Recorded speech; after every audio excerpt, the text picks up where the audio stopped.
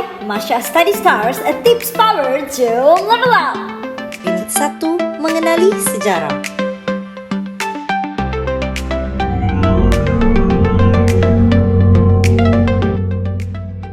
Mengenali sejarah bermaksud kita cuba untuk memahami dan mengetahui apa itu sejarah. Seperti mana dari kecil kita cuba untuk memahami siapa ibu untuk kita. Pengertian sejarah bermaksud mudah memahami. Memahami peristiwa sejarah.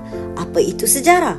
Sejarah bermaksud peristiwa yang benar berlaku pada masa lalu. Tindakan manusia dan catatan sesuatu peristiwa bermaksud tindakan manusia, perubahan dan catatan sesuatu peristiwa yang berlaku pada masa lalu inilah yang dikenali sebagai sejarah. Apabila kita mengetahui apa itu sejarah, kita akan mengambil iktibar dan teladan untuk menjalani kehidupan sebagai manusia. Kata kunci hikmi. Apa yang dimaksudkan dengan hikmi? Hikmi digunakan untuk H-I-K-M-E,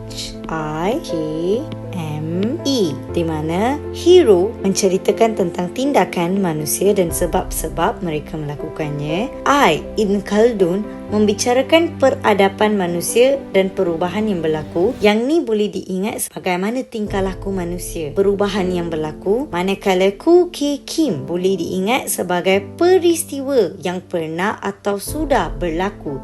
Event Muhammad Yusuf Ibrahim, catatan atau rekod peristiwa yang berlaku. Dan E.H. Carr, interaksi antara masa kini dan masa lampau. Cara nak ingat dengan mudah, boleh buat nota ringkas. Hero tentang tindakan manusia. Car, proses interaksi masa kini dan lampau, boleh ingat seperti kereta. Khaldun, tentang peradaban manusia. OK, Ku K. Kim, peristiwa yang pernah atau sudah berlaku.